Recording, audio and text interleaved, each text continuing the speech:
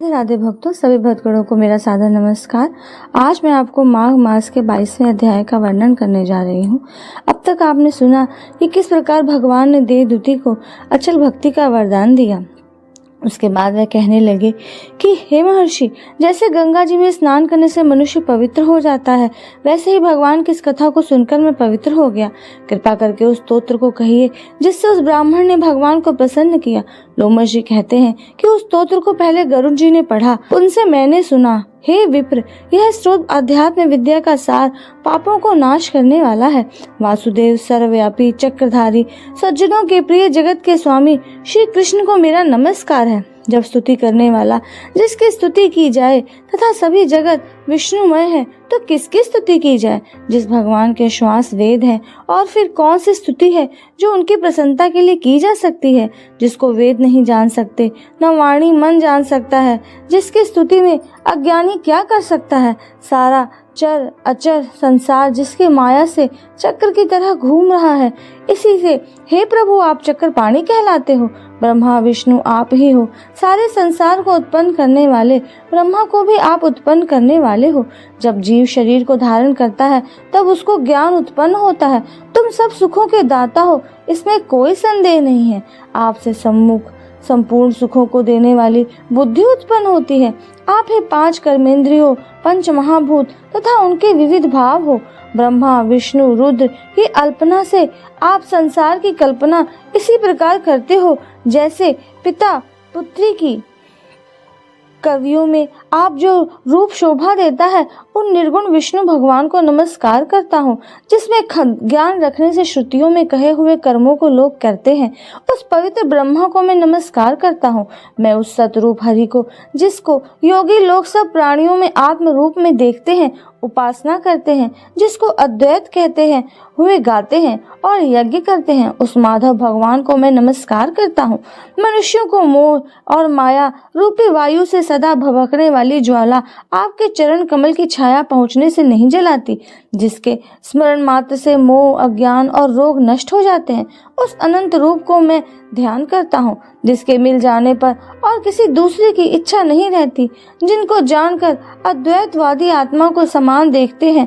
यदि विष्णु शब्द का अर्थ और उसके विषय का ज्ञान एक ही होता तो सत्य से है हे माधव, इस संसार के माया में फंसकर तेरे ही ध्यान में रत रहता।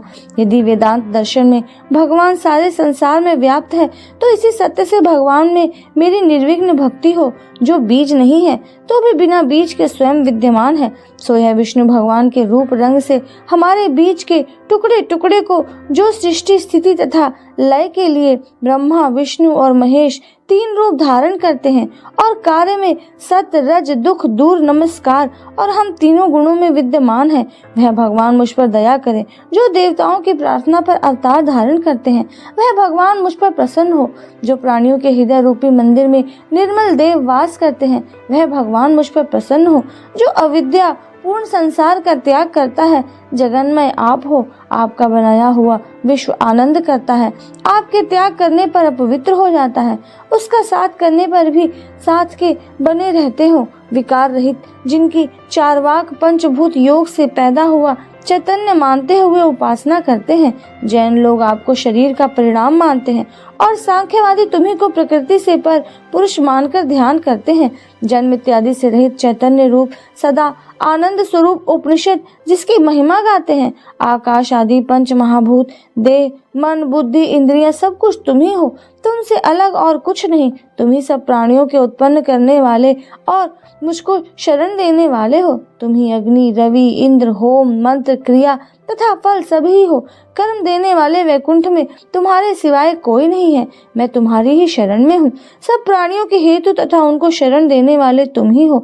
जैसे युवा पुरुष की युवती में और युवती की युवा में प्रीति होती है, वैसे मेरी प्रीति तुम में हो। जो पापी भी आपको प्रणाम करता है, उसको यमदूत ऐसे नहीं देखते जैसे उल्लू सूर्य को। प्रत्येक पाप मनुष्य को उस समय तक ही दुख देते हैं जब तक वह आपके चरण कमलों का सहारा नहीं लेता। जिसको गुण जाति तथा धर्म के स्पर्श नहीं कर सकते तथा गतियां भी स्पर्श नहीं करती, जो इंद्रियों के वशीभूत नहीं है, जिनका बड़े बड़े मुनि लोग साक्षात नहीं कर सकते, उन भगवान को मैं नमस्कार करता हूँ। जितने ज्ञान रूपी सुंदर गुण हैं, जिन्होंने सुख स्वरूप मोक्ष रूपी लक्ष्मी का आलिंगन किया, जिन्होंने आत्म स्वरूप सुख भोगा है और जिन्होंने ध्यान रूप सुख भोगा है और जिन्होंने ध्यान रूप से मृत्यु को वश में कर लिया है, ऐसे मुनियों से सेवित भगवान को नमस्कार है। जो जन्म आदि से अलग है, जिनको काम क्रोध आदि दोष दुख नहीं देते, उन वासुदेव भगवान को मैं नमस्कार करता हूँ। जिनके ज्ञान की गति से अविद्या रूपी मल शुद्ध हो जाता है, जिनके ज्ञान रूपी शास्त्र से उन संसार रूपी शत्रु का नाश हो जाता है, दुखों के नाश करने वाले को मैं नमस्कार करता हूँ। जिस प्रकार भगवान सब स्थावर जंगम संसार को उत्पन्न करते हैं, इसी सत्य से भगवान मुझको दर्शन दे। इस प्रकार उसकी सच्ची भक्ति देखकर भगवान ने प्रसन्न होकर उस ब्राह्मण को दर्शन दिए और उस ब्राह्मण की स्तुति से प्रसन्न होकर तथा उसको वरदान देकर भगवान अंतर ध्यान हो गए और वह ब्राह्मण कृत्य होकर भगवान में लीन हो गया और शिष्यों के साथ स्तोत्र पढ़ता हुआ तपोवन में रहने लगा।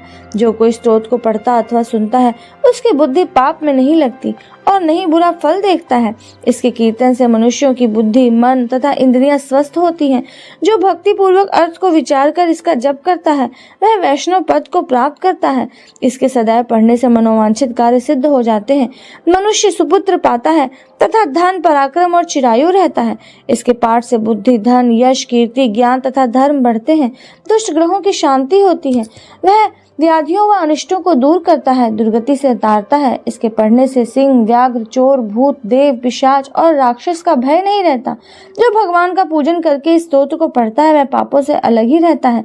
जैसे जल पंख से कमल, जो गति गंगा आदि के स्नान से मिलती है, जो इस स्तोत्र को 1 काल, 2 काल या 3 काल पढ़ता है, वह अक्षय फल प्राप्त करता है। जो प्रातः काल इस स्तोत्र का पाठ करता है, वह इस लोक और परलोक में अक्षय सुख पाता है। वेद दूती का बनाया हुआ यह स्तोत्र भगवान को अत्यंत प्रिय है और भगवान के दर्शन कराने वाला है। योग सागर नाम का यह स्तोत्र परम पवित्र है।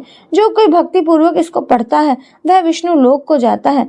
अब पिशाच के मोक्ष की कथा आगे है।